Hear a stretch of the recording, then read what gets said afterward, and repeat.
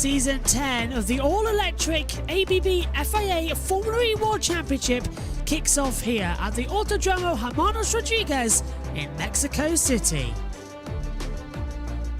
This racetrack once again providing the season opener. The circuit Hermanos Rodriguez, a 2.630 kilometer circuit. The first corner here, a very hard braking zone to a right-hander that leads on to the flat oval. And then last year, the chicane added on the back straight where Robin Frijns crashed and broke his wrist. The Forest Stadium used to be baseball, now it's where the attack mode is, the outside line at turn 15. The famous Peraltada completes the lap. And the first race here of Season 10. And the calendar is like this. We kick off here on January the 13th in Mexico City before a double-header in Diria on the 26th and 27th. Then we move over for a month's break with the cancellation of Hyderabad. We're off to Sao Paulo, Brazil on March 16th. Tokyo, Japan on March the 30th. April will see us at a double in Misano replacing Rome before ending at Monaco on April 27th. A double-header in Berlin on May 11th and 12th before double in the Shanghai International Circuit May 25th and 26th. Portland does the double on June 29th and 30th. And the season rounds out once again at the XL Centre in London on July 20th and 21st. A 16-round calendar in 2024.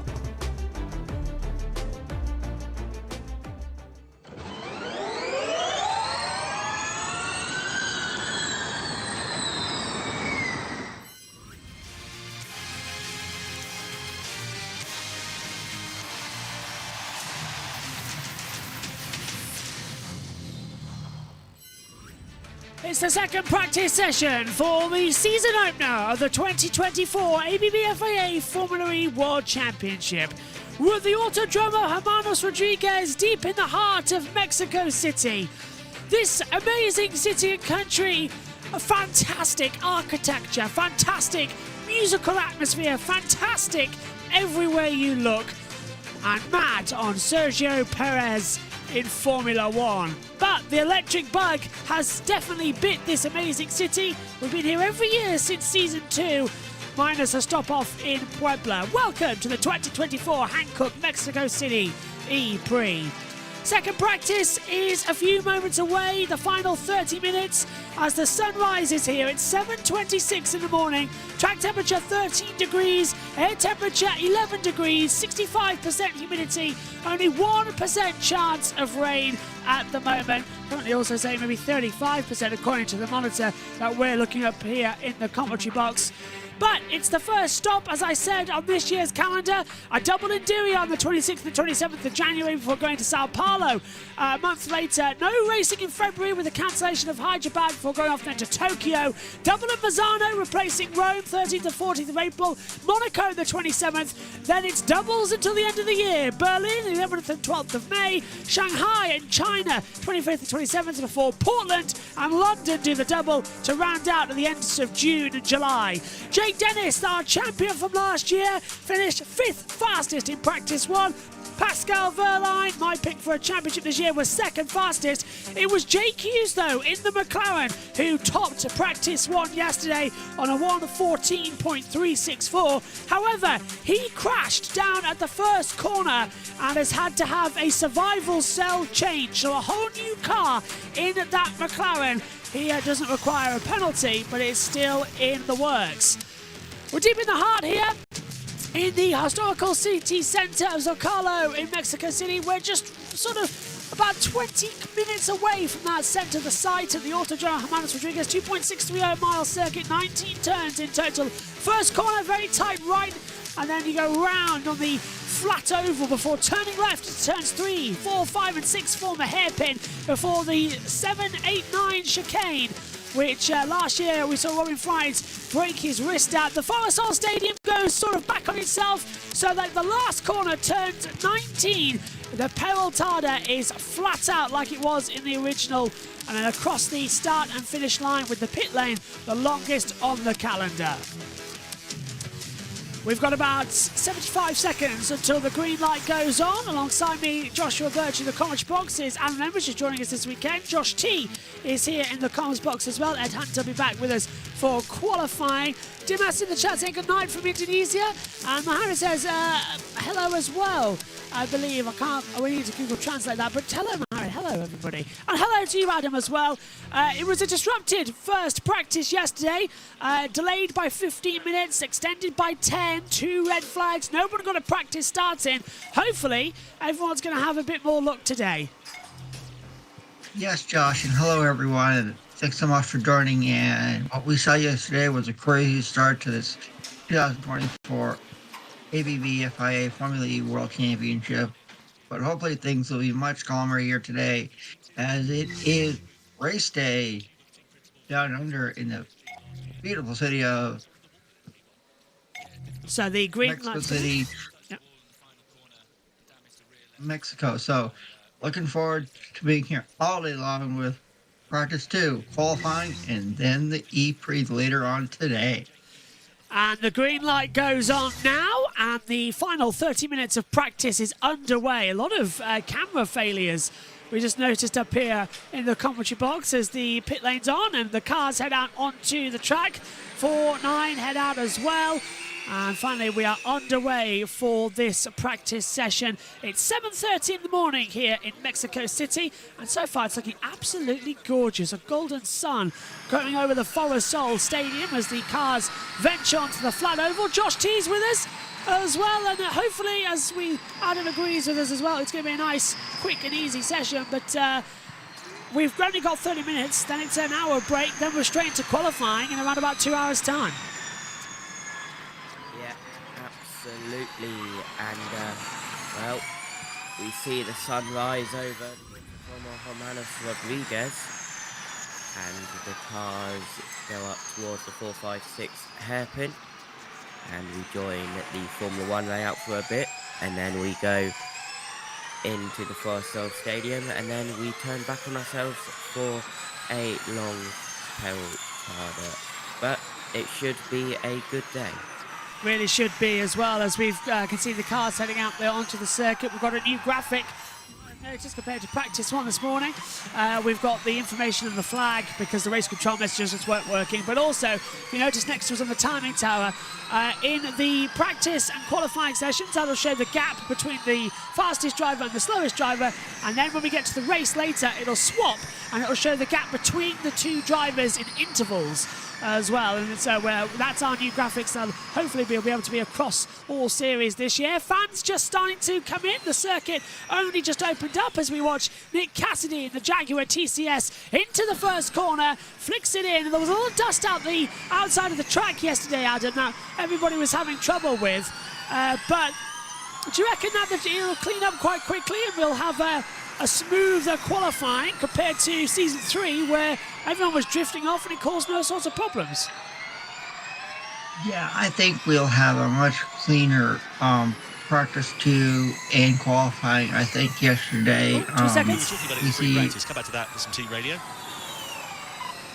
So we think Dennis behind is going to do energy saving. Mitch in front's going to do out prep push.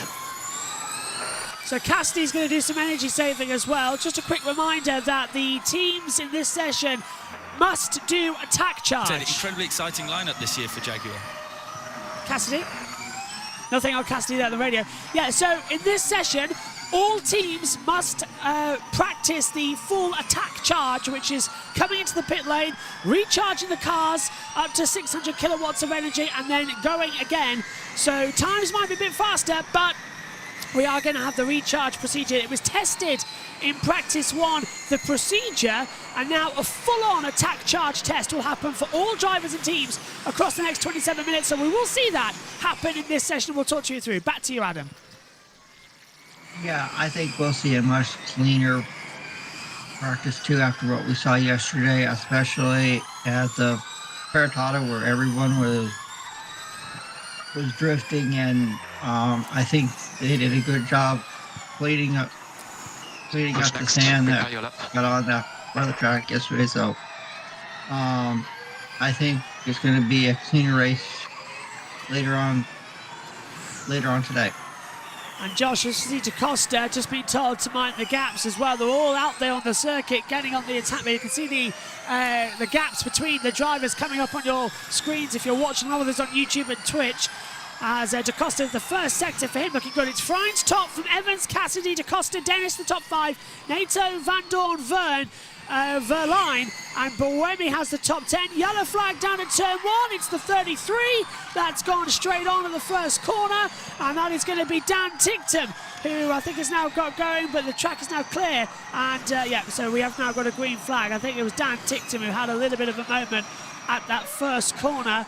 As we now see the yellow flag flying once again. There's DaCosta, goes fourth fastest across the board, Josh. And everyone out there immediately because they lost so much time yesterday in practice 1. They need to get on with it now. Here's Dennis. With the Andretti team. Dennis has been told that the car's fine. Yeah, so Josh, do you reckon we'll see a lot more action in this one? They're already going there as we say hello to SHT as well in the Twitch chat. Yeah, definitely think there will be more action as Frines is top with a 1:15.1 exactly. I believe Dennis is on a lap time, but we should have more drama in this Cessna attack charge. And also with the track being clean, they're able to go faster, they're able to push a little bit more.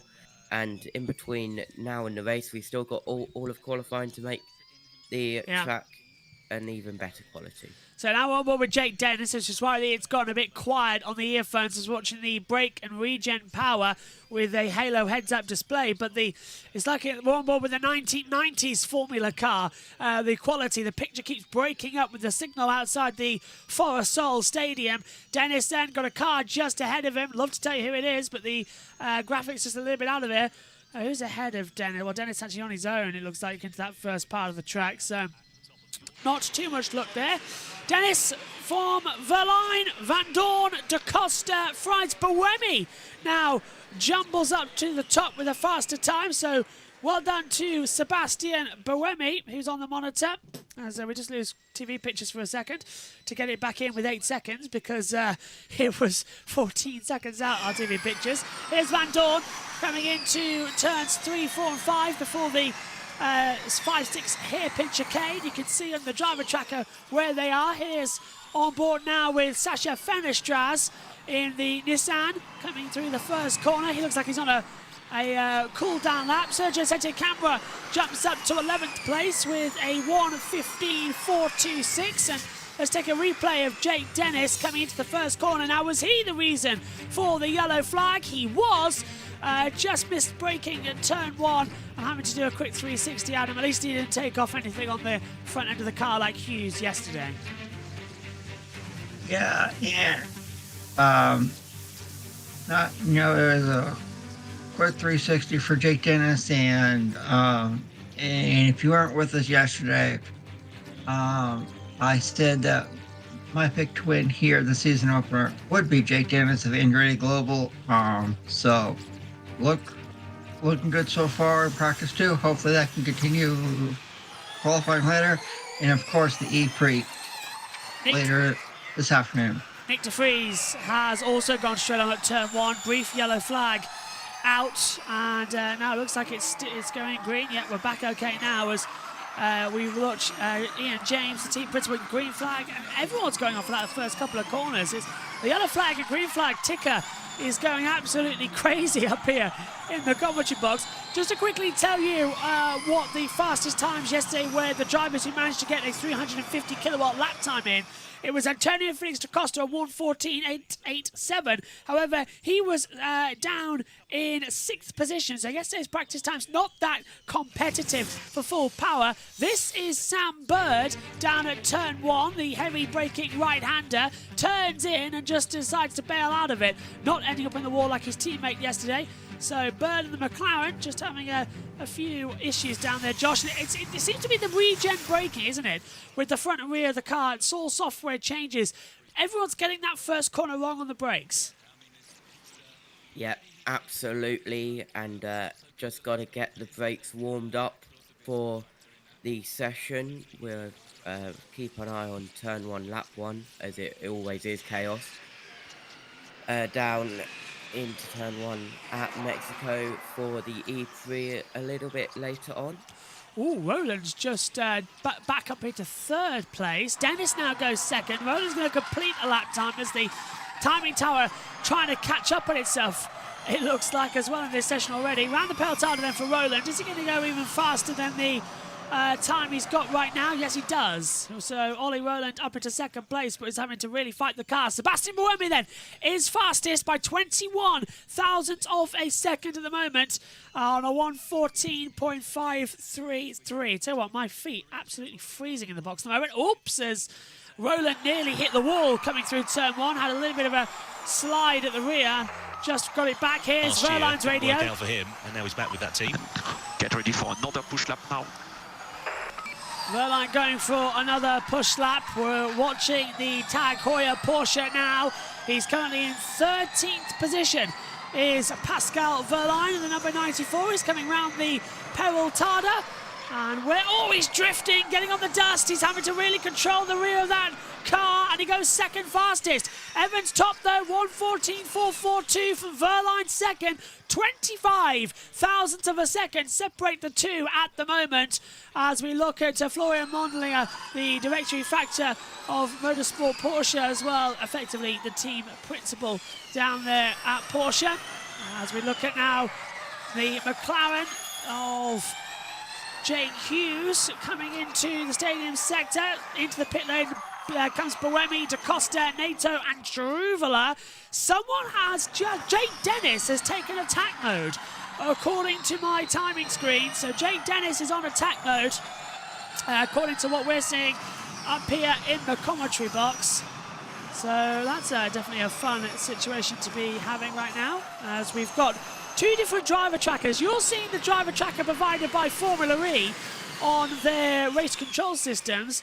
We've got, well, certainly I don't know about Adam and Josh, we've got the driver tracker from the actual Alconi systems as well, with the positioning, which tells us on the track where the yellow flags are as well. So it comes in handy this season that we've got a bit more technology and a bit more hand-in-hand stuff. Don't forget, qualifying underway at 3:30 GMT, and that over in Mexico is 9:40 over there as well, Mexican time.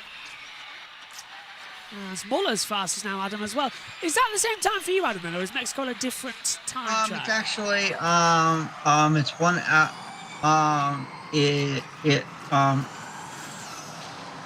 Mexico City is located in Central Time. I am in Eastern Time, so, so it's an hour later for me. So that's 10:40 if you're in Eastern Time in America. Yes, it is. It is. To let everyone know, if you're watching here in the United States, if you want, if you have Roku, like I do, they actually they are having the entire 2024 Formula E season on Roku with practice, qualifying, and the races. So if you have Roku on your TV and you can stream, you can go watch all the action on Roku this year. I don't know why my camera was on twice. That's a bit unusual. Fix that now. That's great news, and that will be with the CBS commentary this weekend with Bob Varsha and Ryan as well, who will be joining us. Oh no! Come on, TNT! What are you doing? There is a live session going on, and they've put us on an ad break. Oh, no, I'm sorry, but that is not on. Really not on. So we can't tell you what's happening with the pictures at the moment. So we'll hopefully get that back shortly. So, yeah, thank you very much to TNT Sports for, again, failing to give us all the information we want. I must admit, I'm quite appalled by that. Are they going to do this during qualifying at random times? Are they going to do this during the race? It's not on at all. That TNT just decided to go straight to an ad break. I mean, it's great it's on television, but there is a live session going on with 6 minutes to go. Here's the commentary. Back over to them. Full power lap. This is a 350 kilowatt lap. You can see that denoted by... Well, we were supposed to have the commentary, but it all seems to have just disappeared again. which is always great news. So, yeah, just brilliant that we've lost audio and lost the commentary pictures. Dennis is fastest from Roland, Fenestraz, Muller, Evans, top 5. Suppose it's not... I still complain when Sky Sports F1 do this as well. We should not be having ad breaks during live sessions. It's just unbelievable stuff that they can even consider it a possibility. Here's the audio. At the moment, and you can see their personal best in the first and the second sector. So not looking too bad at all for him, but 350 kilowatts, it can be a bit counterintuitive, really, because we were talking about it yesterday over dinner, James, that you've got more power, but you actually have to end up braking earlier. Yeah, it's extremely challenging for the drivers to take that step suddenly from 300 to 350 kilowatts. One of the interesting things there from that radio comment, just to explain to you why the engineers run these sessions so tight. I mean, if you're 10 seconds delayed sometimes, you can get to the point where you have to alter your run plan on the fly because you've made a mistake on one lap. You have to change the run plan. You have to really adapt because there's such a small margin of error that the engineers factor in for these short 30-minute sessions. You just see a slight lock up there, a little bit further earlier in the session. This is Lucas de Grassi back home at Abt Cupra as well, also on a full power lap as it stands for him. Returning home, really, year at Mahindra. He had a 2-year contract, decided of his own volition to leave that contract early, moved back home to the Abt Cupra team and is hoping for a bit more of a resurgence as he rounds the final corner here in free practice 2. Yeah, really the key driver of Formula E since day one. I mean, Lucas has been there and done it all in the championship. He won the championship with Abt, and I think returning to them really is a great thing for Abt and also a great thing for the championship. I think that hopefully he's going to bring a lot to the table. We're going to see him really step up and get back on the podium again this year with Abt. Sebastian Buemi just encountering a little bit of traffic courtesy of Max Günther, who ended up in the wall at that very corner, the Perotada, in free practice 1. Fortunately, wasn't too much damage on the car, was able to get back out in the session a little bit later on. Buemi there, 8th quickest for Envision. Robin Freitz for him on the other side of the garage. Looking here though at Max Günther for Maserati MSG. New teammate, of course, for him this year with Jehan Daruvala on the other side of the garage, the Indian Formula 2 race winner, making his debut in Formula E this weekend. But Max, off the back of a win in Jakarta last year, showed good pace over the course of 2023. Of course, you work with him very closely, James. What's he like as a driver? Yeah, incredibly strong second half of the year for Max. He really started, getting the weekends put together in a nice way and building into those weekends. There were way too many mistakes at the beginning of the season from the team side and also from the driver's side last year. But he said Max put together some really, really strong races. He's Full 5 minutes of ads from TNT there. You are despicable, TNT Sports. Right, SHT says, this is Norman Nato's 4th season in Formula E. And he's also racing with his 4th different team of his Formula career as well. Debuting in Season 7 with Rocket Venturi, sub-driver for Jaguar at Scioli, pre-weekend Season 8, last season with Nissan, and then this season with Andretti. He's been going all over the place in the Formula E driver market. He really has, and he's found a stable home right now. Let's just quickly update you on where everybody is. As you've rejoined us, and we've got our television pictures back. It's Cassidy, Dennis, Bird, Roland, Fenestraz, the top 5. And here's the attack charge. So is this going to be the procedure change? No, they're not testing it. We haven't yet seen any attack charges at the moment in the pit lane. I thought Jake Hughes might have done it, but hasn't had that procedure. I mean, I don't know about you, Adam, but I know we have refueling in pit stops, but refueling is now very much only in endurance series. This is Formula E. It's an electric series. It's all go. Do we really need the attack charge? Is that what we need? A recharge of energy during the race for the same distance? Well, I don't like it. I like what we have. I like what we saw last year, and I think it was a lot better for the fans. So, we'll have to give this a chance. I guess to see if it works well. Yeah, Josh, as Buemi goes to the top of the times, 1:14.004. Maybe my prediction for him to win in Mexico is something good. He's my picker winner. Verline's my picker title winner, by the way. We're going to be remembering that throughout the rest of the season in case I forget. But Yeah, what do you reckon as we see Tete Camera jump to 15th? Attack charge, yes or no? We'll have to see. It's a good idea, but will it work? Yeah, we'll find out at Mazzano as well. Just to give you some information about the race here today, it's going to be 35 laps. That's 91.98 kilometres. Race energy that the drivers and teams are allowed to use is 38.5 kilowatts. And the regen is set at 0.93. And if we have any added laps, if the safety car is deployed or full course yellow, and the maximum time during the race is 0 to 3 minutes 9, there'll be no added laps. If it's 3 minutes 10 to 6 minutes 19, we'll have an extra 1 lap. If it's 6:20 to 9:29, it'll be 2 laps. If it's 9 minutes 30 to 12 minutes 39, it'll be 3 laps. 12:40 to 15:49 is 4 laps. Help you. I think the pace for a 350 will be about 13.8. That's Cassidy. Just quickly, so I went 350, I went through the loops, I still had all the beeps in my ears, so I had to push OK. So Nick Cassidy, the first weekend into the 1 minute. So Cassidy on full power, having to press OK to confirm the attack mode. That's not supposed to happen. And then if it's 15 minutes 50 to 18 minutes 59 spent in the safety car, it'll be an extra 5 added laps to the race distance. In terms of attack mode, which is the 350 kilowatts extra boost, the drivers will have a total of 8 minutes during the race that they have to use twice. So 2 different activations.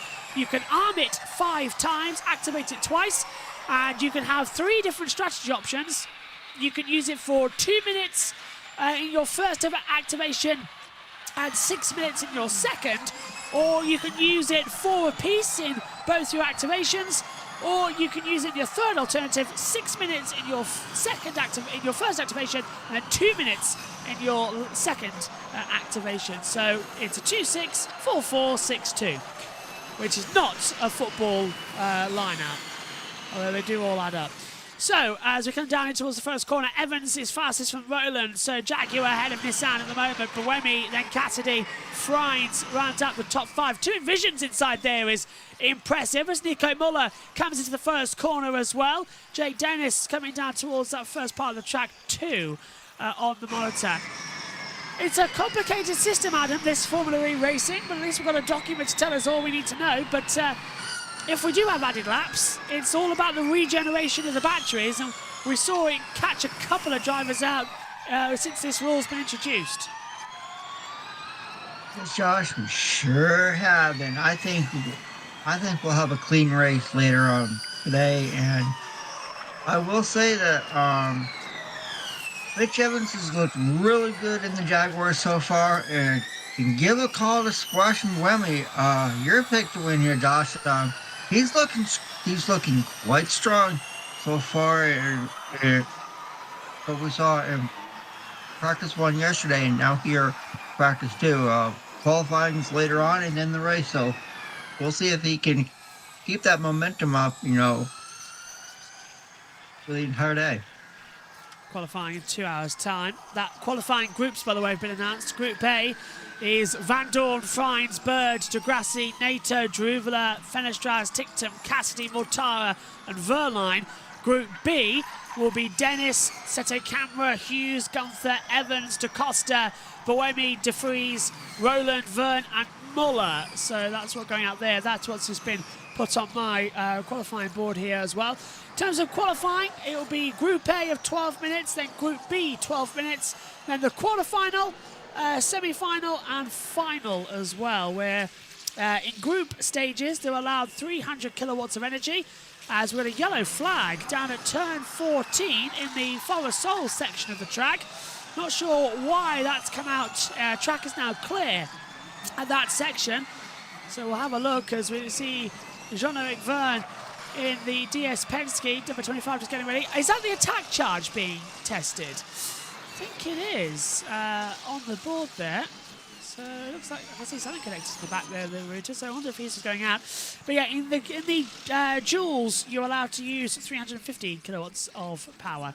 Just to give you all the information as the drivers come into the pit lane and get ready for one more go around, and they will now have a attack charge test being plugged into the back there as well. So we are having this procedure tested for all the drivers going forward. Let's have a look at Sergio Setecamera then.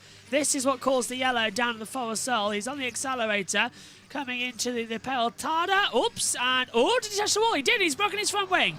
So Setecamera getting it loose, coming into turn 18, and has broken the front wing, and he's now been brought back in. So the ERT Formula E team, which has taken over from the Neos 333, not having the greatest entry into Formula E, it seems, at the moment.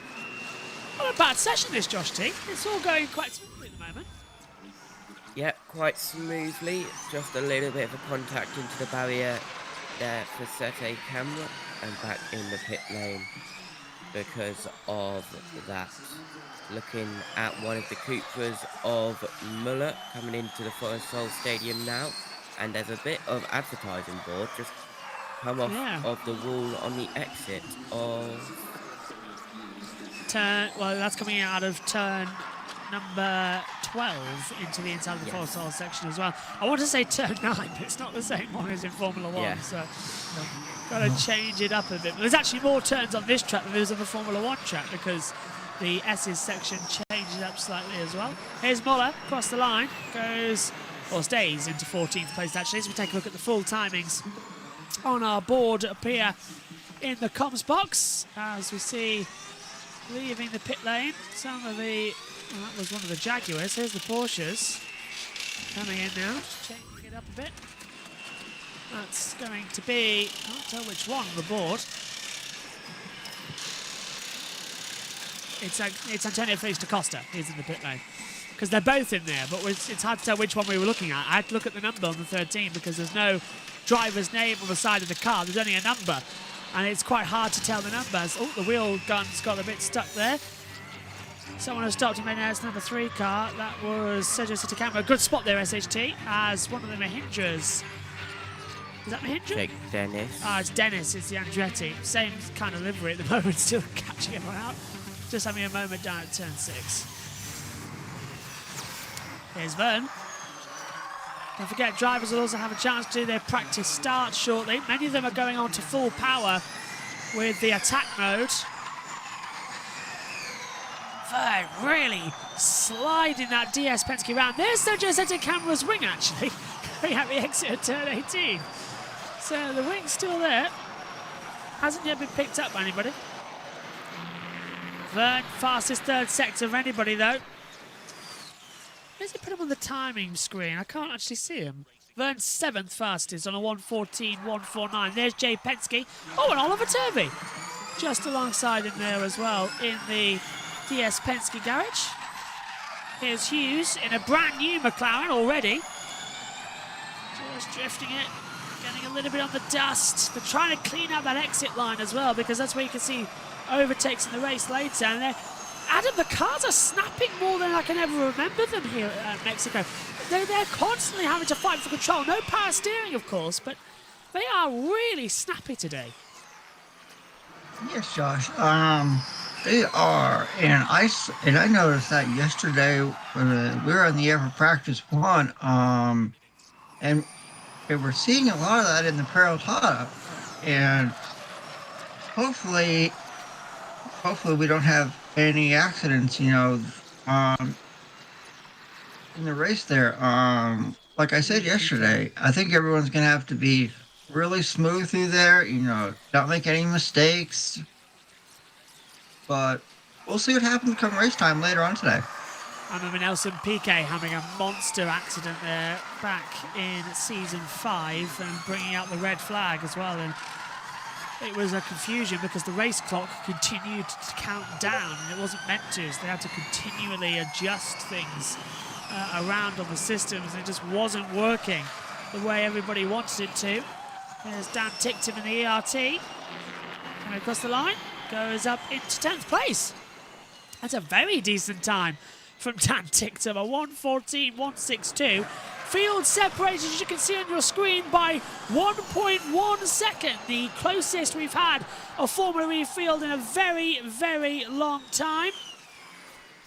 So fingers crossed there's going to be a better introduction as well.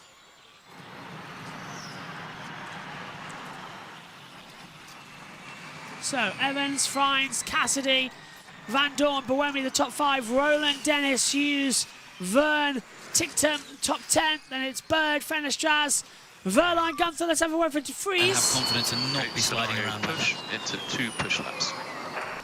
So De Vries, the driver who's 1.166 seconds off, being told to push for 2 laps.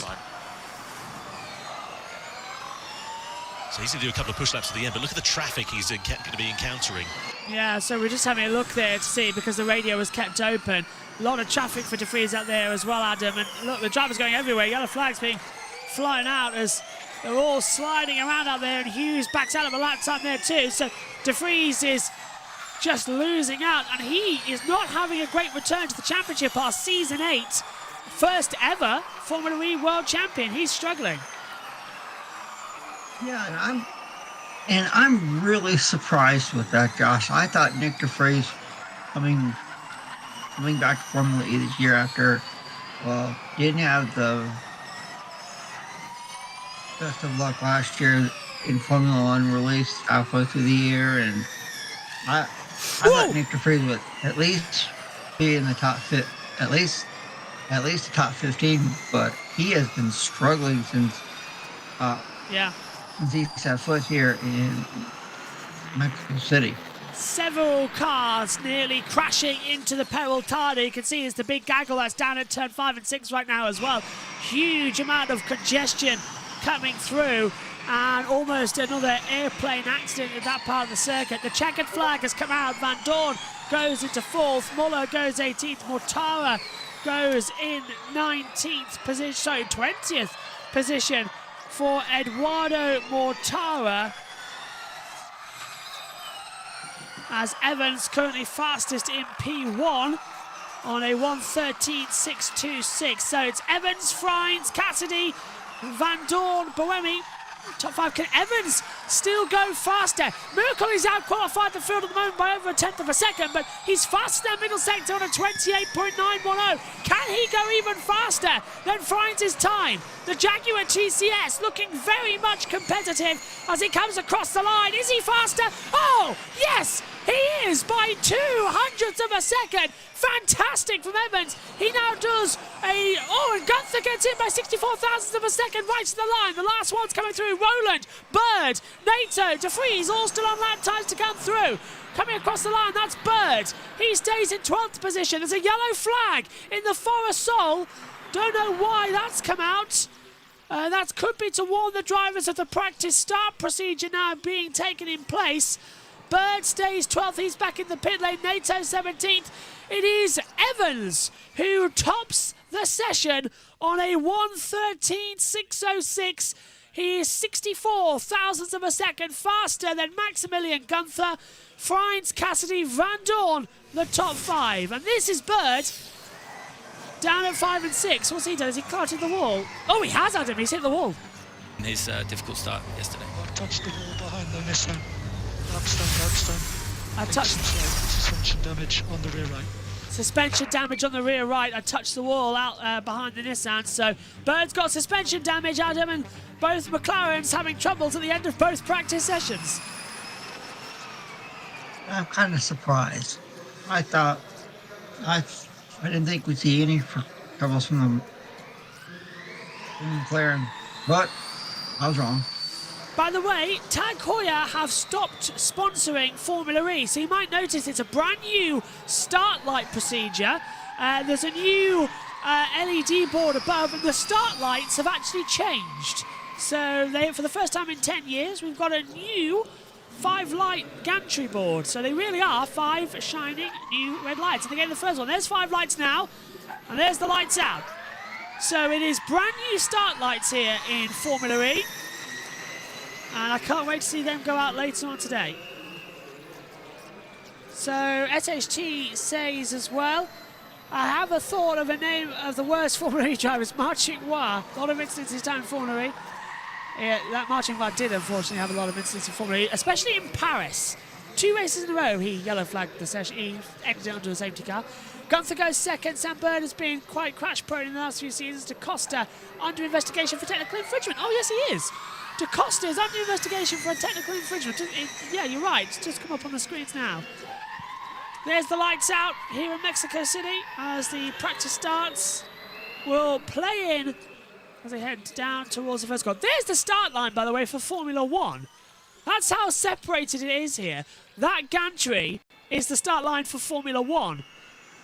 It's insane because it's 871 metres from pole position in Formula One down to that first corner. But here in Mexico, it's 450 odd metres down to the first corner? It's almost half that, but they start further back. Here's the results then from the second practice session. It's Mitch Evans, the fastest, on a 1:13.606. Max Gunther is second. Robin Freins takes third.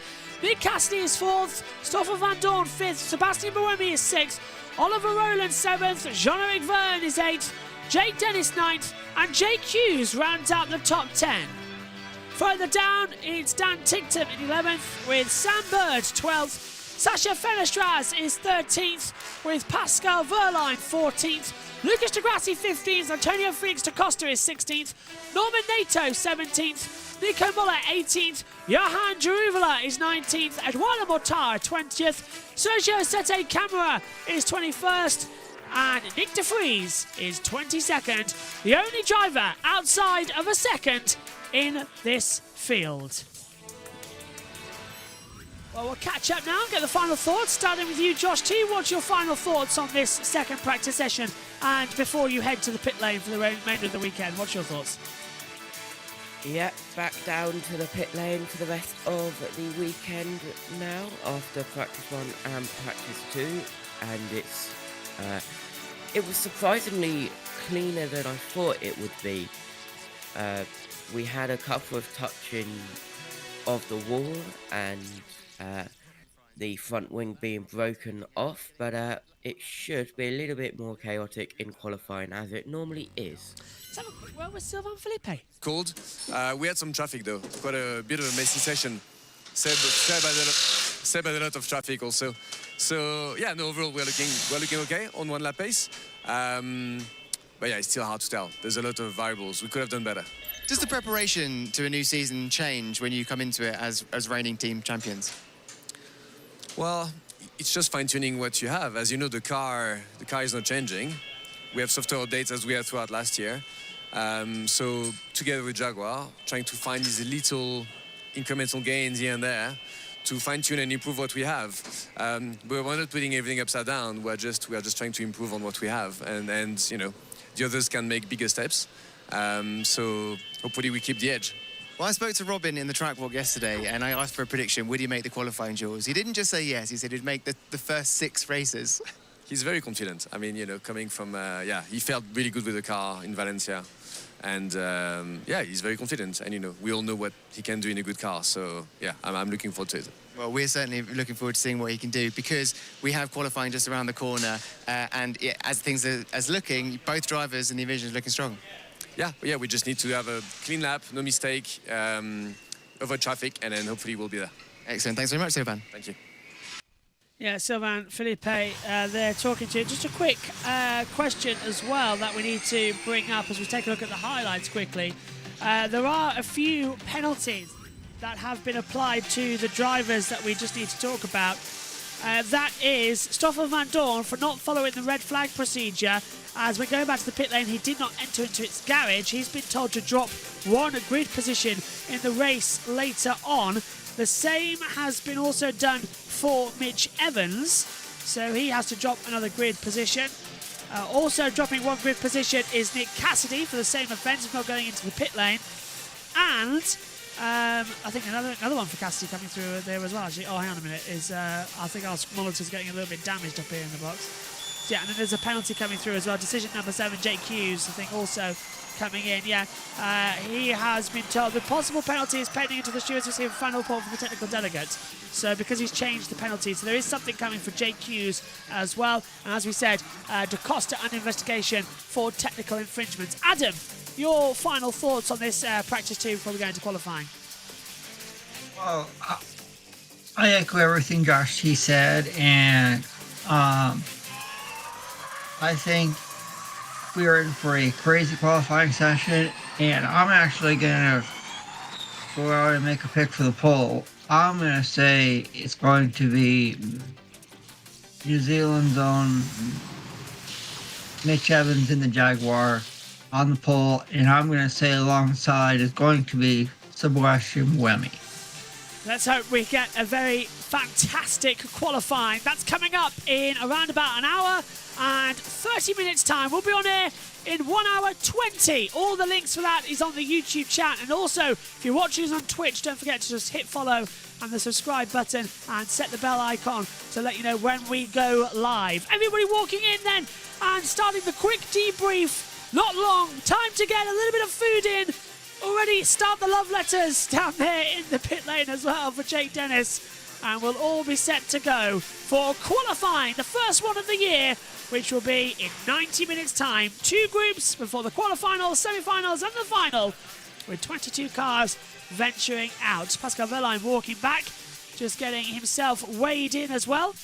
Always strikes me how tall and thin Pascal Wehrlein is as well. It almost doesn't look real coming into it. Thanks for your company, Adam. Thanks for your company, Josh. To all of you at home, we'll see you later on for qualifying from us all here. Take care. Bye-bye.